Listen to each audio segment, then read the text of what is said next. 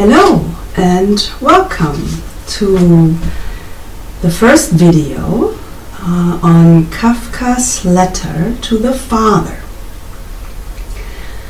Who is Kafka? Everybody knows Kafka and nobody knows Kafka. Why I chose to translate and make this video series about this letter, because it reveals everything there is to know about him, and if one wants to truly understand his writings that he published or got published after his death, you must understand him, because everything he wrote is about nothing else. It's all about him.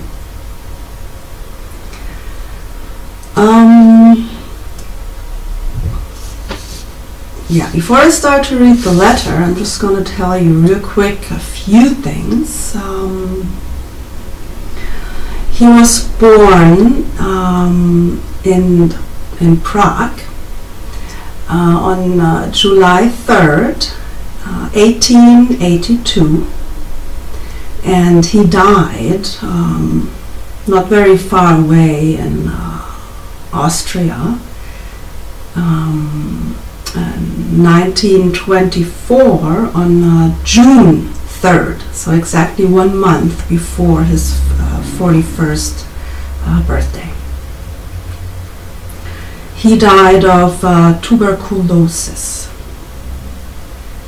He was the firstborn to his parents, Julie Löwy, the mother, and the father,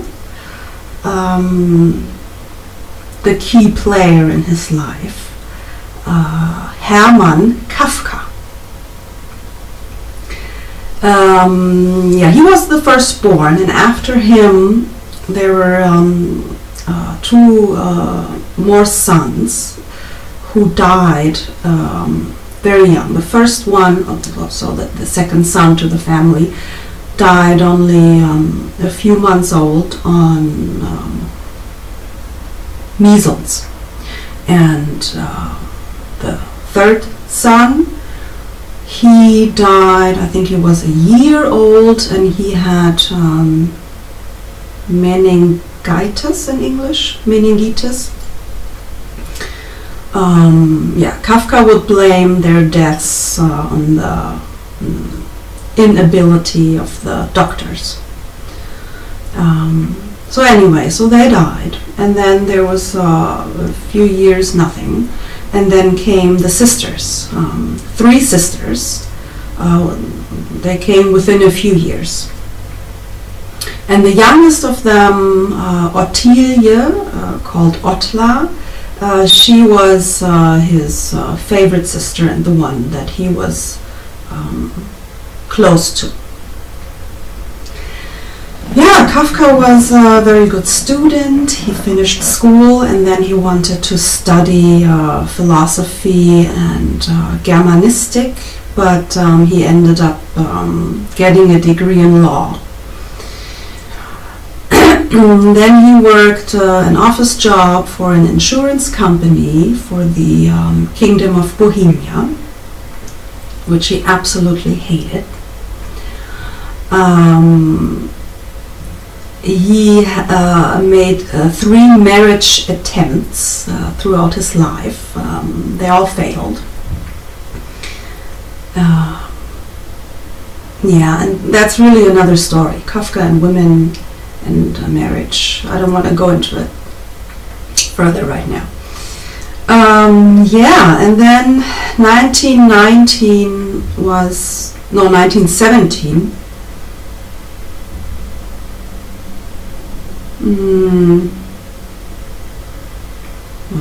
it was 1919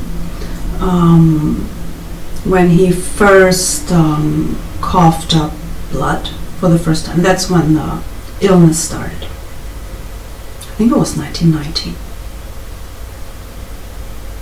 Yes, of course. Yes. Okay, and yeah, so pretty much he was always between. So the idea of getting married and having a family and all that stuff, that was kind of his idea of leading a normal life. There was something in his head that he thought would be a good thing to achieve. On the other hand, he also wanted to live his life as a writer. But in the end, he really didn't do either of these things. He just stayed in this office job that he hated, and that was this nothingness that he was so afraid of not getting out of. Yeah, which he really didn't. So Kafka is really a very, very tragic figure. Very tragic. And the reason why he never managed to, kind of live the life that he wanted or thought that he wanted, lies within his relationship to the father. And yes, and I will start reading the letter now, and you will know more. Yeah.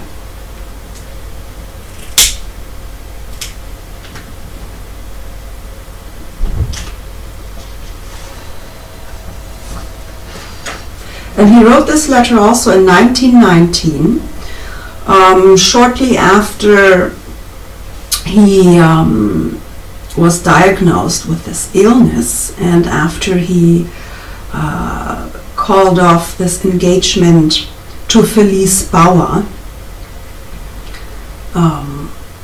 whom he was engaged for 3 times, but he never went through with it. Yeah.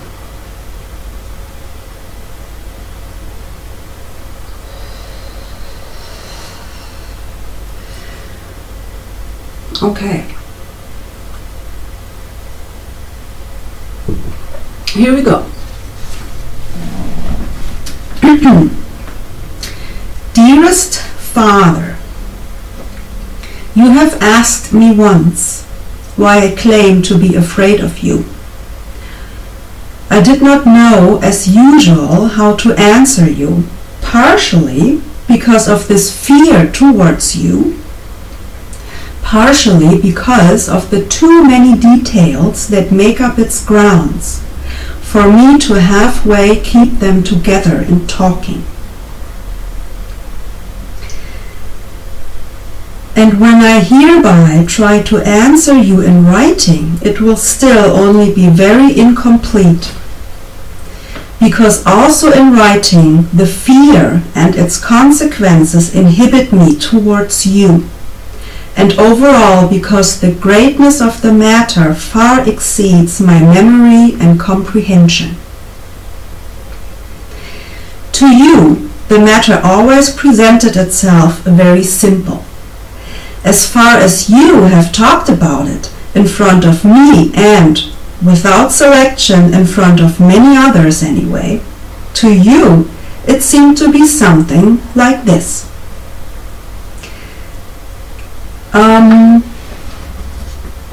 Before I read this part, I have to tell you real quick something about the father. The father was born into a very, very poor family. And his father was a butcher. And very early on, he had to go out and try to sell the meat or whatever. And he would, for example, he didn't have shoes, so in the winter time he would be barefoot, and he had all these open wounds on his feet and legs because of the freezing cold. And he would have to walk from village to village with this little wagon he was pulling. Eventually, when he was 14 years old, he left home and tried to make it on his own. So that's important to know, to understand this.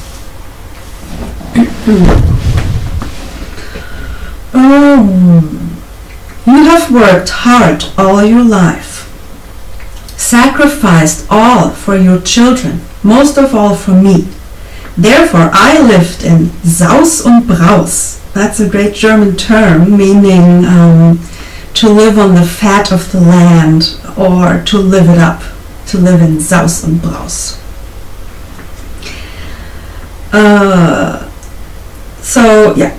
I lived in Saus und Braus, had complete freedom to study what I wanted, have no reason to be worried about food, thus no reason to be worried at all. You have not demanded any gratefulness for it. You know the gratefulness of the children, but at least some kind of goodwill, sign of compassion. Instead, I would creep away from you ever since, into my room, to books, to crazy friends, to overdrawn ideas. I have never spoken openly with you. I never came to the temple with you. I never visited you in Franzensbad. I also never had any sense for family. I didn't take care of the business or any other matters of yours. I saddled you with the factory and then left you. He got in on some business idea involving a factory, and but then he didn't really take care of it too much. So the father held that against him. I supported Otla in her stubbornness, because his youngest sister Otla wanted to learn farming, and the father was against it, but Kafka would support her in this idea. And while I do not lift a finger for you, not even a theater ticket would I bring you, for strangers I will do everything. When you summarize your verdict, it leaves the conclusion that you do not accuse me of anything indecent or evil, except maybe my last attempt to marry. Father didn't approve.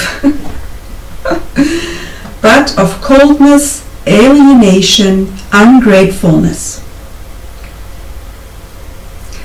And the way you do the accusing is in a manner as if it was my fault, as if I could have designed it all different with a turn of steering, while you have no fault in it at all. If so, your fault could only lie in having been too good to me. You have to understand that Kafka is a brilliant comedian, and it's a humor that is hardly detectable, and I don't think, and it doesn't come through in the translation really either, because it's in the detail, it's in the, it's hard to explain, but it's brilliant. It's this really fine, sarcastic, dark humor. It's very special. And yeah, well, you'll see. Okay. This one of your customary presentations I only agree with as far as I also believe that you are completely guiltless in regards to our alienation. But I am just as completely guiltless as well. Could I get you to acknowledge this then? Maybe not a new life, for that we are both much too old, but a kind of truce might be possible. No end, but an alleviation of your continuous allegations. Strangely, you do have some inkling of what I want to say. When, for example, you said to me recently, I always liked you, even when I might not have been on the outside the way other fathers care to be, precisely because I cannot pretend like others. Never have I, Father, at all doubted your goodness towards me. But this remark I find to be incorrect. You cannot pretend, that is correct. But to claim out of this reason alone that the other fathers are pretending is either mere and not further discussable dogmatism, or, and this is what I think it truly is, the veiled expression of something not being right between us, and that you have partly created it, but without fault. If that's what you truly mean, then we agree.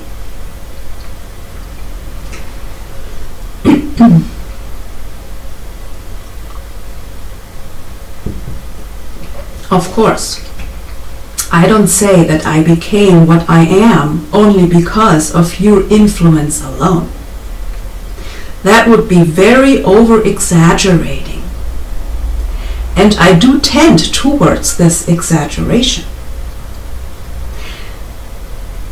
It is very easily possible that, even if I had been brought up completely free of your influence, I could not have become a man of your liking.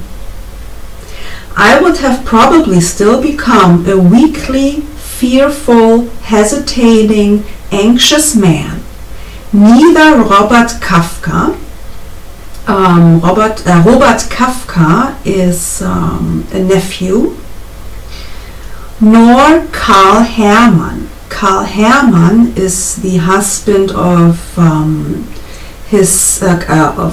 Kafka's sister Ellie. But still totally different from what I am now, and we could be getting along great with one another.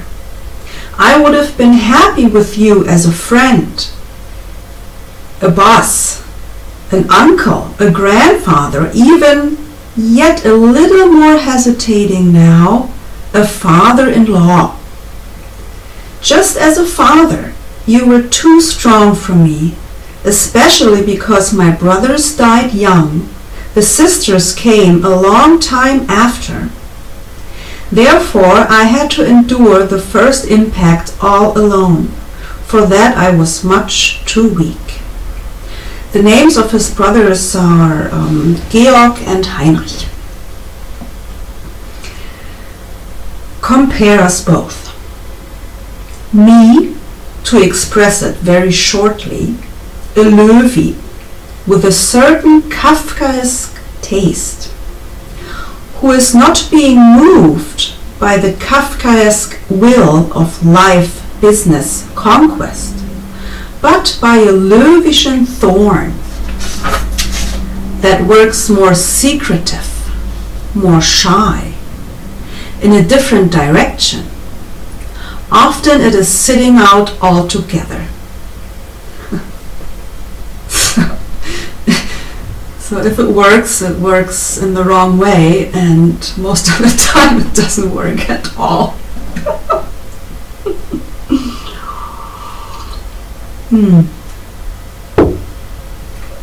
You, on the other hand, a real Kafka, on strength, health, appetite, might of voice, gift of speech, self-content, world superiority, endurance, witty mindedness, people skills, a certain generosity.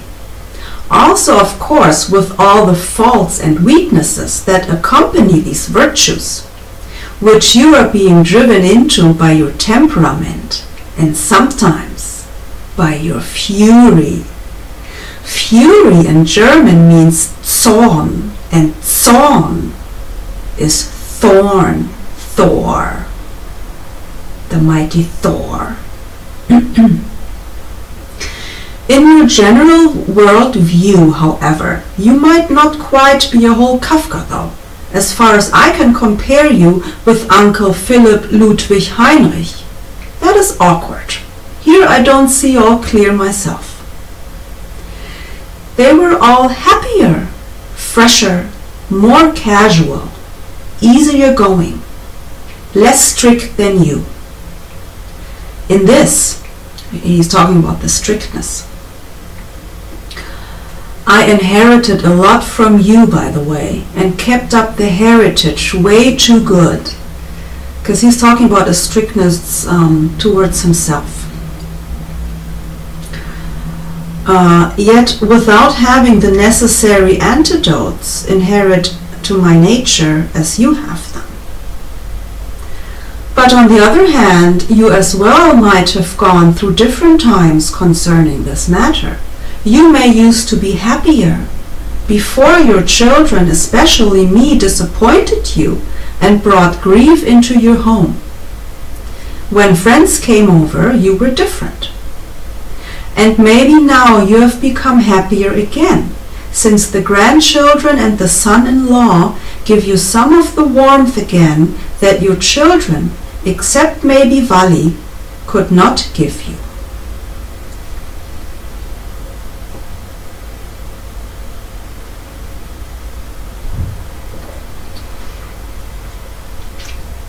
I was looking for Czech wine to drink with this, but they wouldn't have one at the store. So the next closest thing would have been an Austrian or German wine, but I thought that's not interesting enough. So I ended up getting a Hungarian wine, and it's pretty good.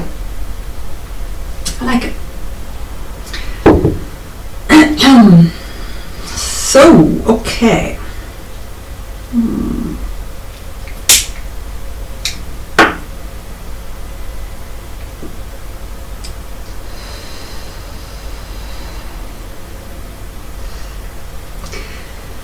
Let's go on.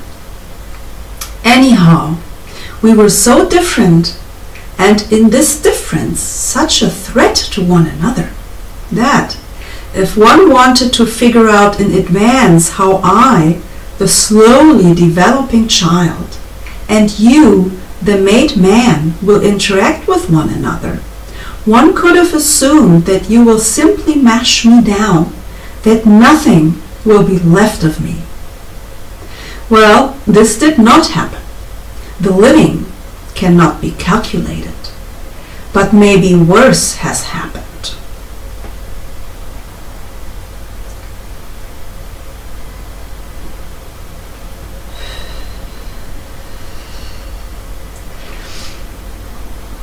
I mean, this is really tragic. It is. It's a tragic-comical. This is how Kafka referred to his life himself a few times, to certain,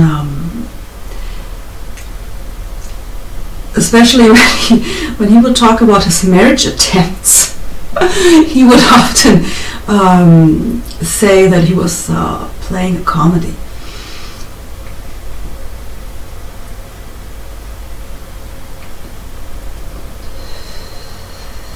Okay, where was I?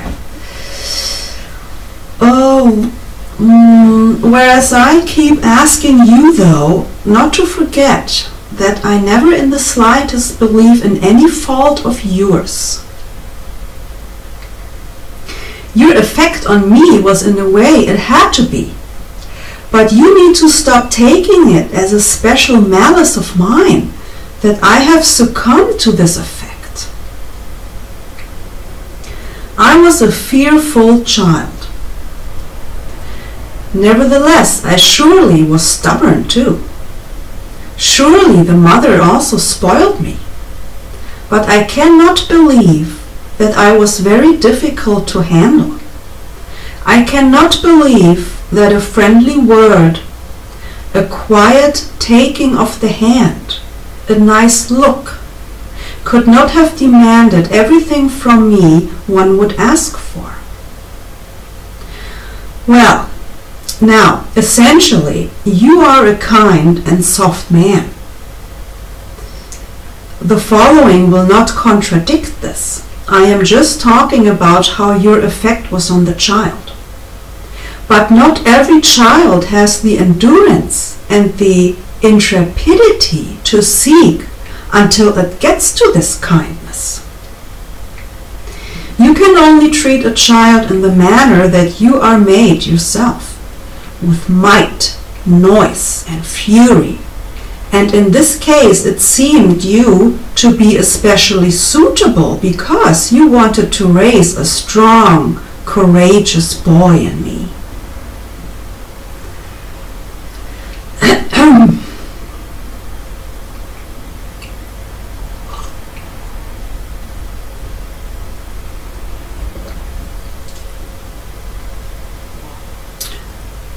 This kind of shows that you cannot make anything you want out of anybody.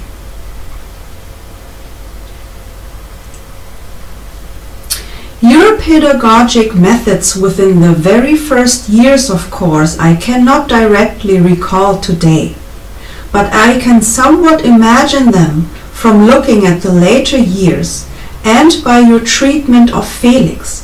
Felix was the grandson, the son of one of the sisters, and this Karl Hermann.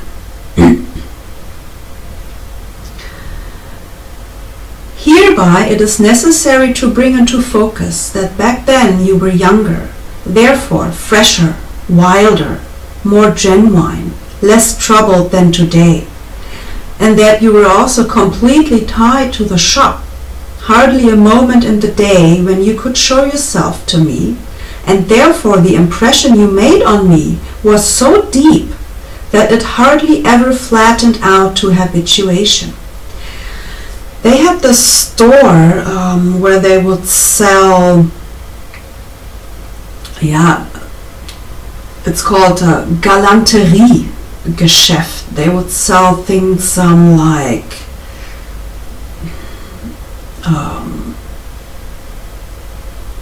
what do you call them? Things that people would use to make clothes from, I don't know the English words right now. Stoffe. He would sell Stoffe and Garn. So, yeah. So, okay. Now Kafka is talking about an incident within the first years, which really kind of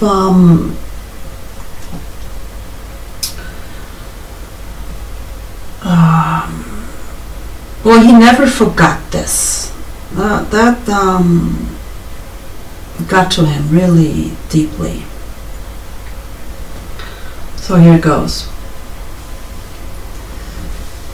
There is only one incident I precisely recall from the early years.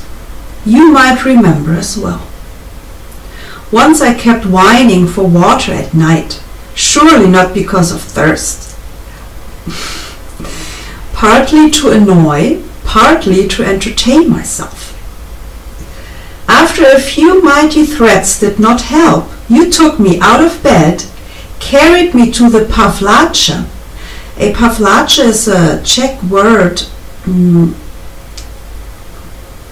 that was also used in Austria and Germany then. It's you can translate it. But pavlace are the galleries on the houses in the inside patio, and you would enter the apartments in the upper stories via this gallery, kind of balcony gallery thing. That's the pavlace. So you carried me to the pavlace and let me stand there in front of the door alone in my shirt for a while. I don't want to say that this was wrong. He does want to say that this was wrong. Maybe there was really no other way back then to provide for the night rest. But I do want to characterize your pedagogic methods and their effects on me with it. Back then, I surely was quite manageable thereafter, but it caused me inner damage. According to my nature, I wasn't capable to relate the to me natural act of senseless for water asking and the extraordinary horror of being carried outside correctly. Even years later, I still suffered from the tormenting idea that the huge man, my father, the last authority, could come and carry me out of bed at night onto the pavlace almost without any reason, and that I was such a nix for him. A nix and nothing. That was just a small beginning back then. But this feeling of being void, which often controls me, from another point of view, however, also a noble and fruit-bearing feeling, in many ways comes from your influence. I could have used a little motivation, a little friendliness, a little bit of keeping open my path. Instead, you blocked it. With the good intention, of course, that I should go down a different path. But for that, I was no good. It's tragic.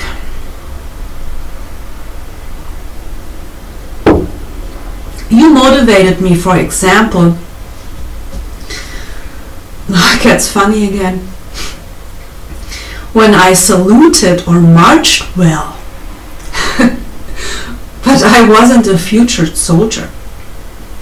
Or you motivated me when I could eat a lot and even drink beer with it. Or when I could repeat songs I didn't understand. Or parrot your favorite idioms. But none of it was part of my future. And it is telling that even today, actually, the only time you would motivate me is when you are being affected by it yourself. When it is about your ego that I hurt, for example, with my attempt to marry, or that got hurt in me when, for example, Pepa insults me. Pepa is Josef Pollack, called Pepa, and he is the husband of the other sister, Vali. Yes, the other one was Ellie, and the youngest is Otla.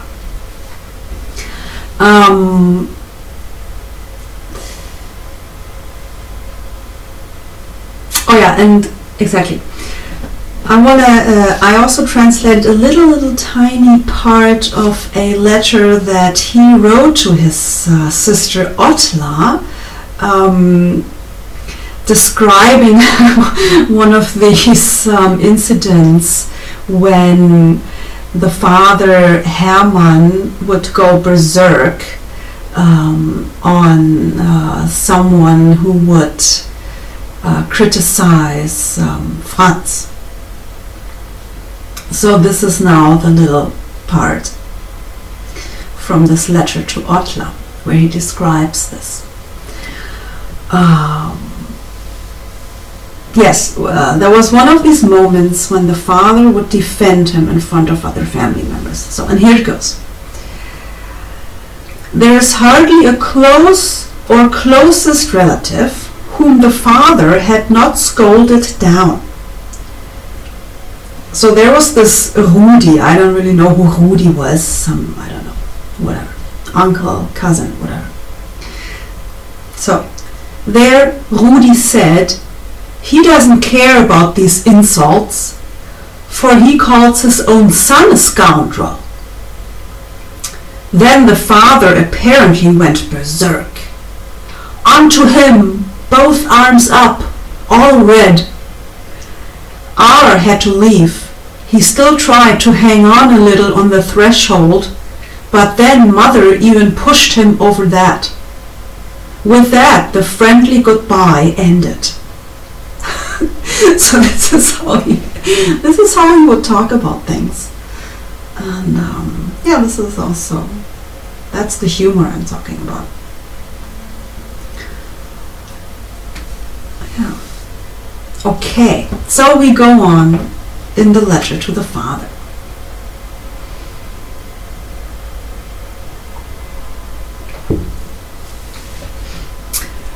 Then I am being motivated, being reminded of my worth.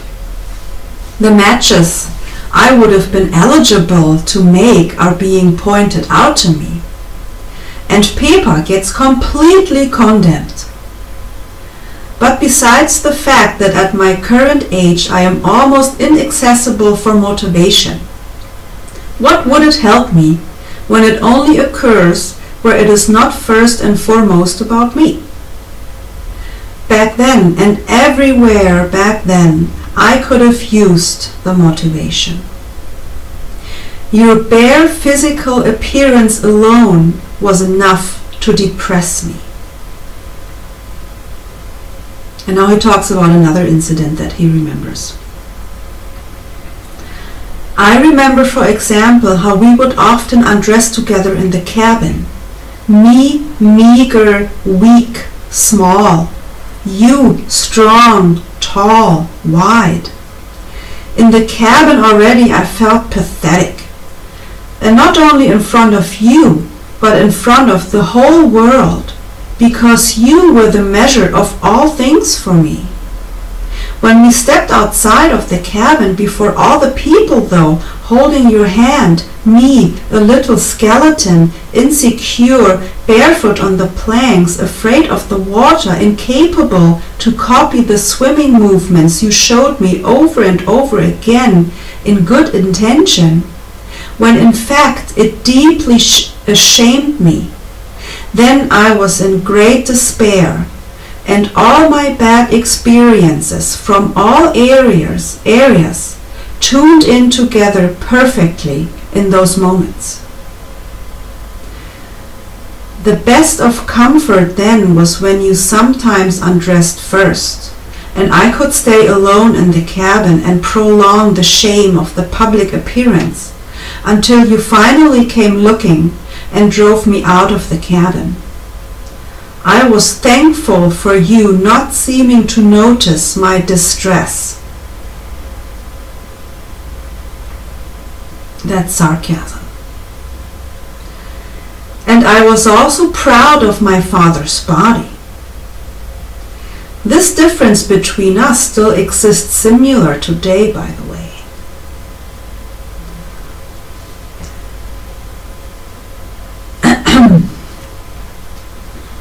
Yeah.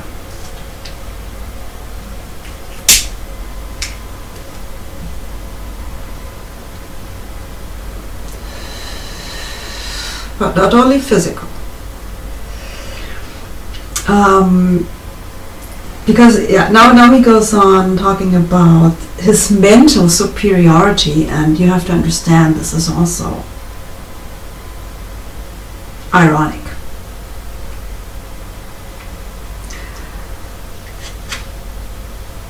Also, your mental supremacy was in accordance. You have worked yourself so high up out of your own strength.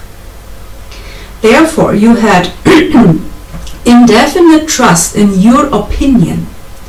This wasn't even as blinding for me as a child as it was later for the growing young man.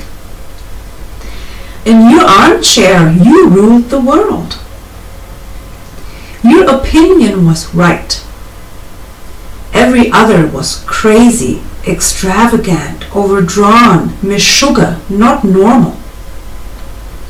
And your self-confidence was so great that you didn't even need to be consequent and still never cease to be right. It could also happen that in some matter you didn't even have an opinion, and therefore all opinions that could have ever been possible concerning this matter had to be wrong without exception.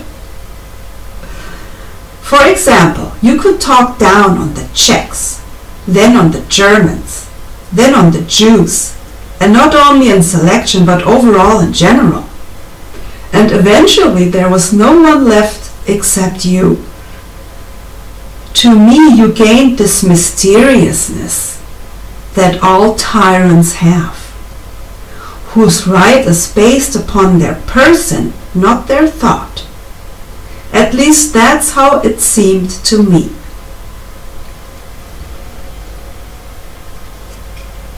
Well, after all, you did end up being right against me surprisingly often. It was self-evident in conversation, because there hardly ever was a conversation, but in reality too. This, however, was nothing particularly incomprehensible either. With all of my thinking, I was under your heavy pressure. Also, in the thinking not fitting with yours, and especially in that. All of these thoughts, seemingly independent from you, were burdened from the beginning with your derogatory judgment. To bear this until the full and lasting execution of the thought was almost impossible.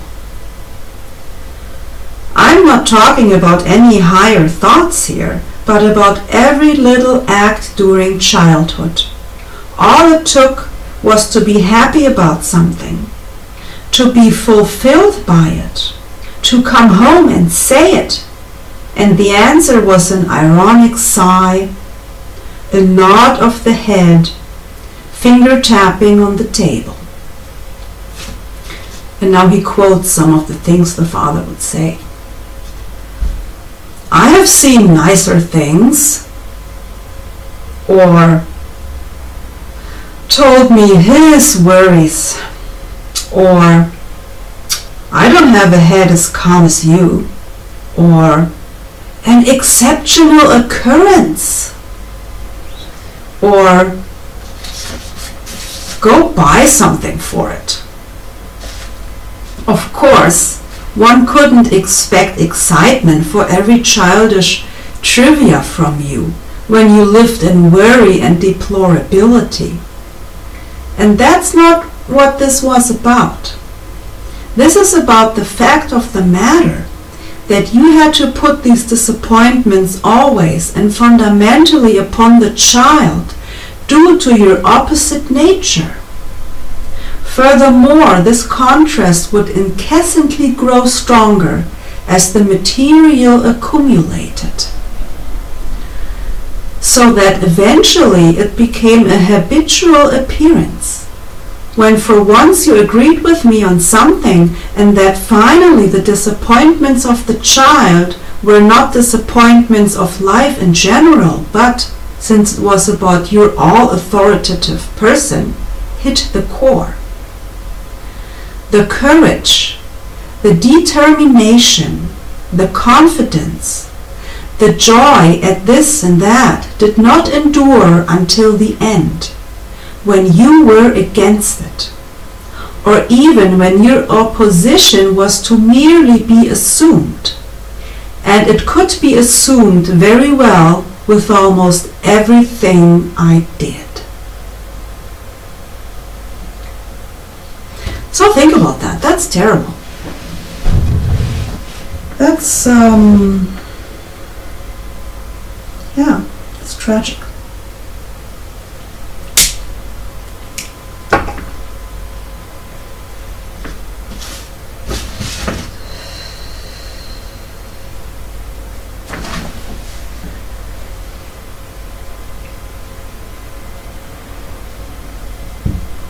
Oh, this is good wine.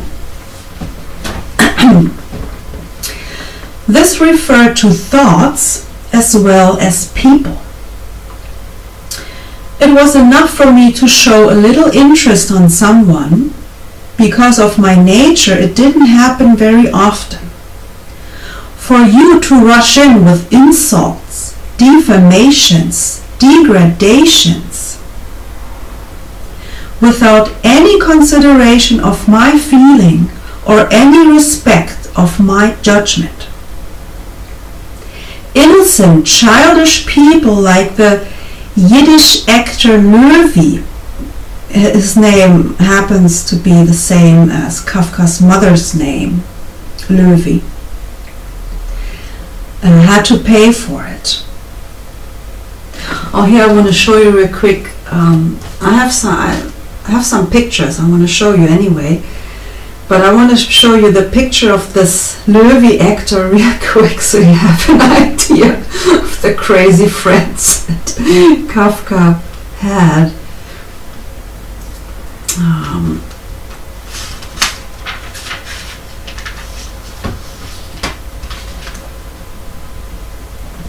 Yeah. That's him. That was him in the role Wild People. That was the Löwy. He was an East Jew from Poland, Russia, that from the East Jews. So the father didn't like him, obviously. Okay. So that was the actor. Without knowing him, you compared him in a terrible fashion I have forgotten about, with vermin, and automatically had the saying about the dog and the fleas for people I liked at hand. If you're familiar with his writings and his stories, you might know the story Metamorphosis, where he describes the sky, the sun, turning into a bug. What's a bug? It's a vermin.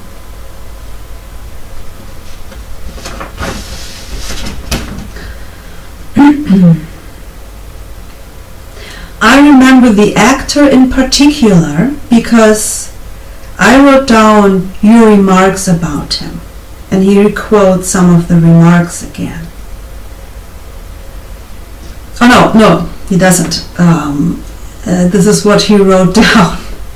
So he's quoting his own notes now in the letter. This is how my father talks about my friend, whom he does not know, only because he is my friend.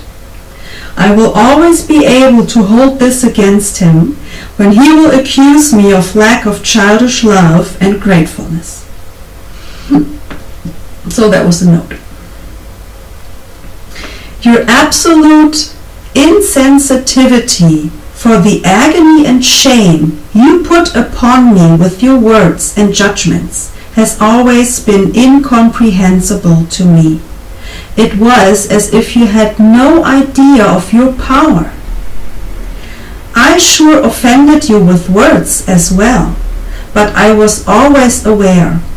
It hurt me, but I couldn't control myself, couldn't hold the word back. I regretted it as soon as I said it. but you just threw your words around without care. You felt sorry for nobody, not at the moment, not later. One was completely defenseless against you. But this is how your whole teaching was. You have, I think, a teaching talent. You could have surely been of use with your teachings to someone of your kind. He would have accepted the reasonableness of what you said to him, would not have worried about anything else, and would have just carried it out.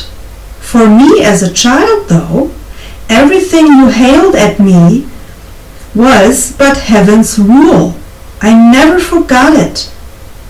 It stayed the most important means for me to judge the world. Foremost to judge yourself, and there you completely failed. And here he says why. Since as a child I mainly was together with you during eating, your teaching was for the most part teaching about the right table manners. What was, however, what was put on the table had to be eaten. It was not to be talked about the goodness of the food. You, however, found the food oftentimes to be inedible, called it the feed. The brute, he's talking about the cook, had ruined it.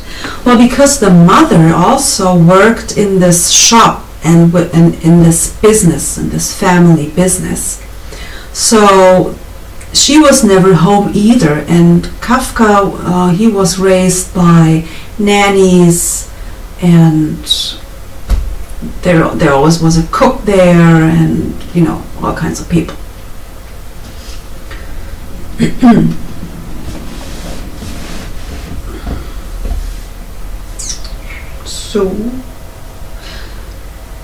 So the food. So nobody was allowed to say anything about the food, except for the father.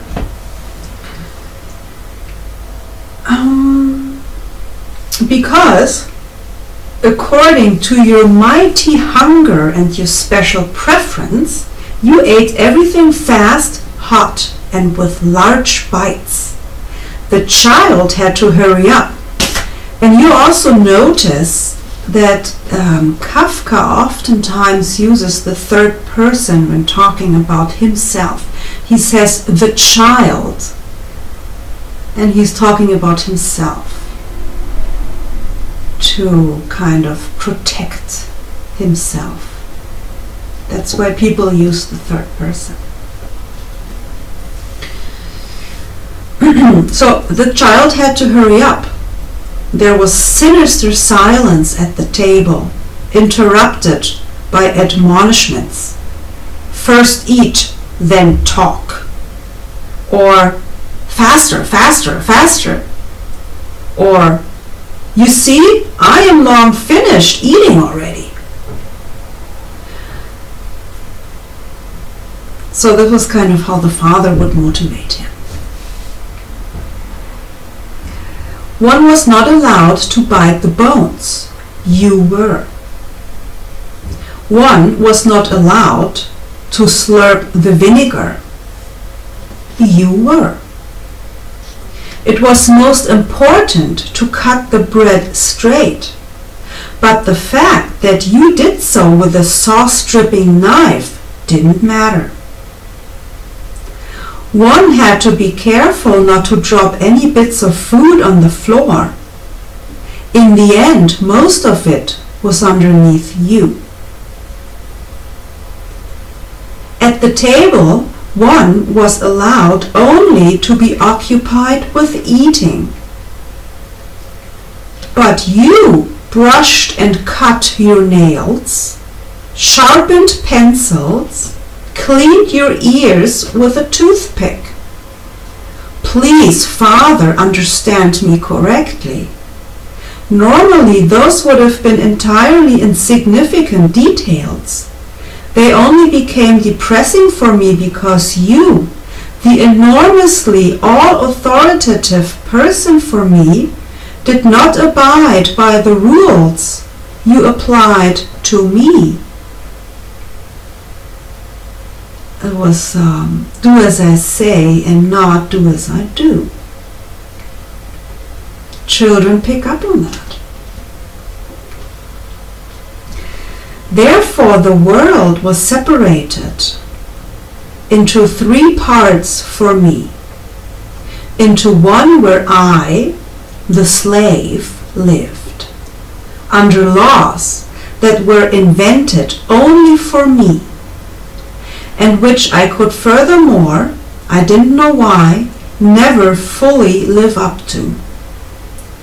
Then into a second world that was infinitely far from mine, the one you lived in, busy with ruling, with giving out orders, and with the trouble with the disobedience. And finally into a third world, where the other people lived happy and free from orders and obeying. And these are also the 3 worlds within Kafka's life. The one world where he lived as this,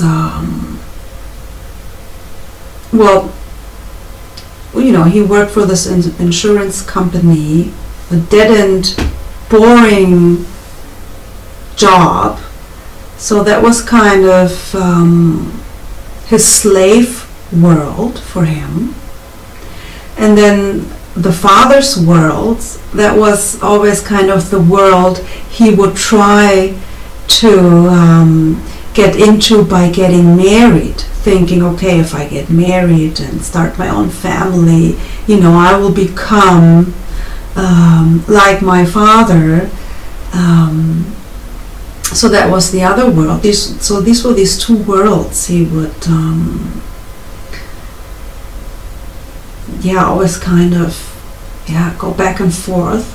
And then there was the third world, the good world, where he imagined to live as a writer by himself, unmarried, untied, where he could just live and do as he pleases.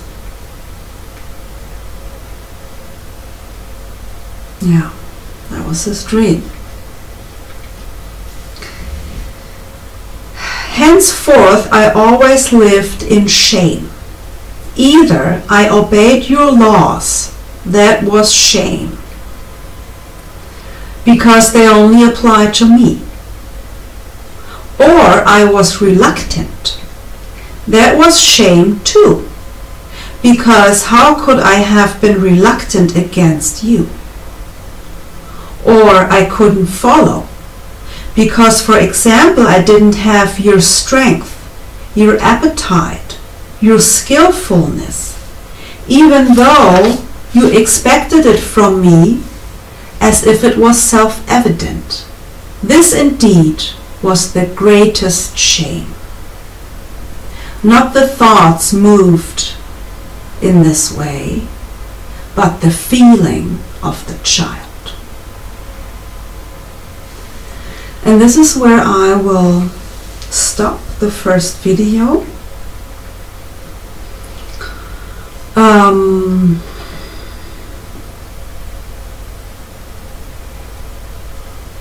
Just a little note for my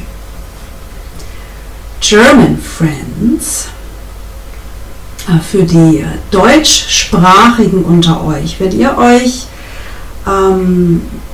für Kafka interessiert und tieferen Einblick wünscht, auch aus psychologischem Aspekt, weil Kafka zu verstehen, das ist wirklich wie ein Studium. Ja, es ist super interessant, psychologisch. Da kann man viel lernen über Menschen, über Beziehungen, speziell Vater-Sohn-Beziehungen, über seelische Abgründe, Schwächen, Ängste, Nöte.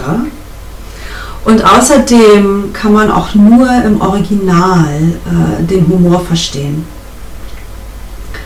Und nur da kann man wirklich verstehen, wie Kafka sich letztendlich im Humor und im Sarkasmus rettet. Ja, das ist wirklich seine letzte Rettung. Ich glaube, wenn er den Humor nicht gehabt hätte, ich glaube, dann wäre er schon viel früher gestorben. Und es ist wirklich so, auch in der heutigen Welt. Also man kann sich ja nur noch im Witz retten. Ja? Ich meine, wenn man über die Sachen nicht lachen kann, dann ist man ja verloren. Ja?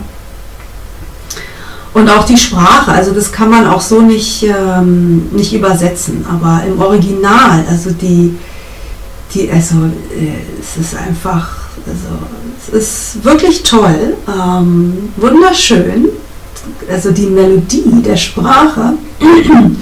Und wenn man einmal diesen Humor versteht, dann fangen die Worte an zu tanzen. Und das ist wirklich,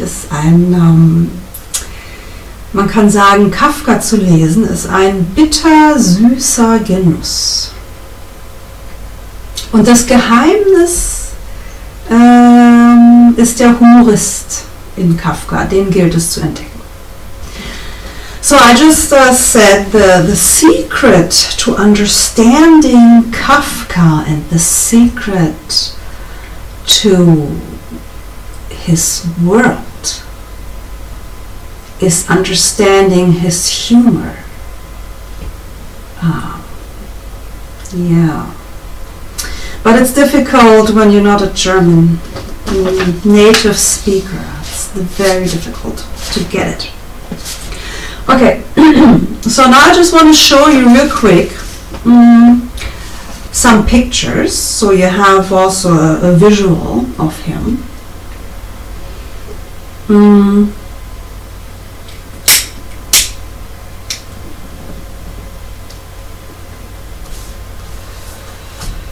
And also, when you take the things that he wrote with the idea to publish it, he wrote 3 novels. Well, yeah. The American novel was never finished, and it didn't start out it wasn't meant to be a novel, but it kind of got put together then, but no end. Then the Prozess, I don't know how it's translated in English, and the Schloss, the castle, or whatever. And then he published some other little stories, and then he had a few short stories, for example, the Metamorphosis, the most famous one. So in this book, his 3 novels are in here. This is another book, the first one he published. And then I couldn't find the other book I have with his short stories, but it's probably from the thickness, something like this. So this is all the literature that we have from Kafka. And then when you look at his letters and his diaries, you have this much. And that's not all. I'm missing a few letters. But this is all you have on Kafka. His personal writings that were found after his death. So there's a lot more to find in his letters and diaries.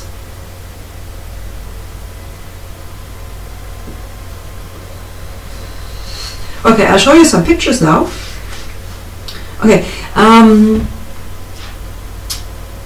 I said that the family had a business. The parents had the store, this shop, and they had how you call it, the symbol for their business was a bird, a special bird, a dole. I don't know the English term. Dole. And in Czech, it's Kafka.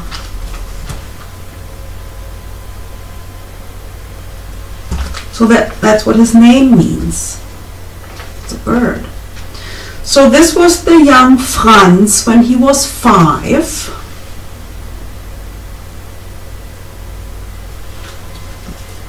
Cute. He was a cute child.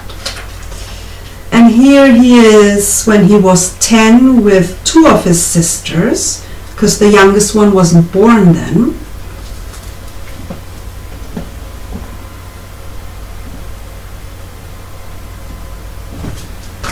Ten-year-old Kafka.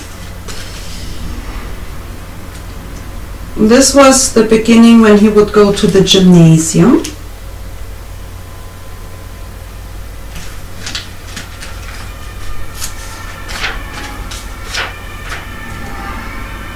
This was 1896, so he was 14.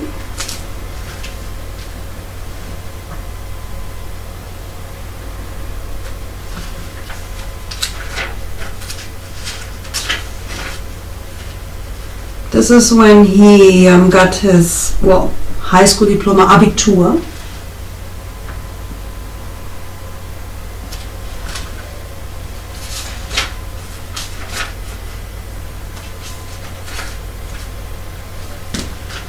The student, the college student.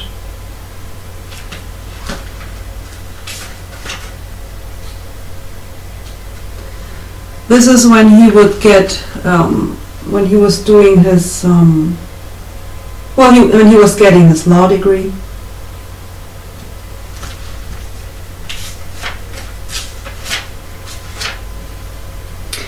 In 1910, he was 28.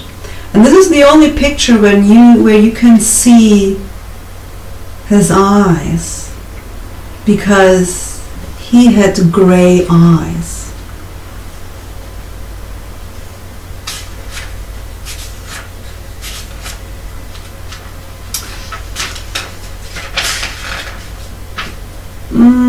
This was around the time when he would write his famous story Metamorphosis.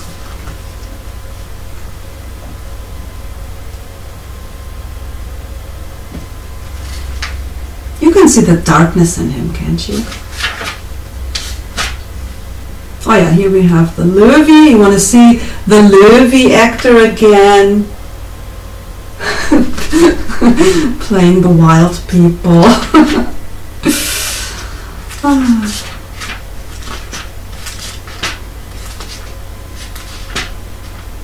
Oh, here you have the upper picture is his mother, Julie, and beneath they kind of look the same, 2 of his sisters, Ellie and Vali. Oh, and this is my favorite picture because this is, I think, the only picture where he would laugh, and this is with his favorite sister, Otla.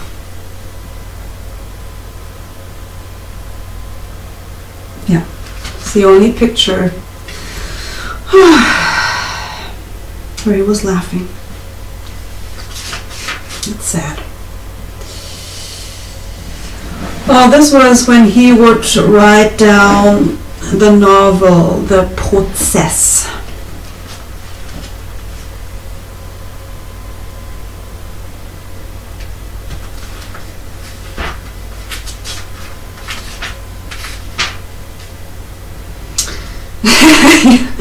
This is with Felice Bauer, the first woman he would be engaged to on and off 3 times. She lived in Berlin, so it was a long distance relationship. That's the only kind of relationship he could have endured.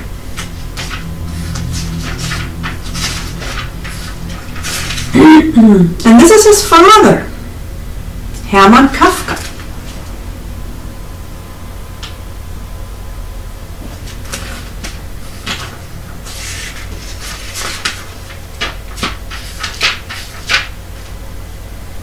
This is 2 years before his death in Prague.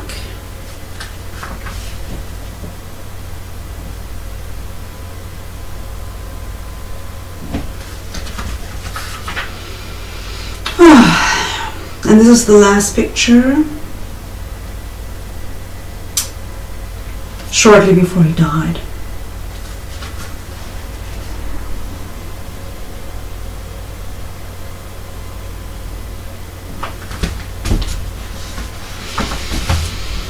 Yeah, that's it. Okay.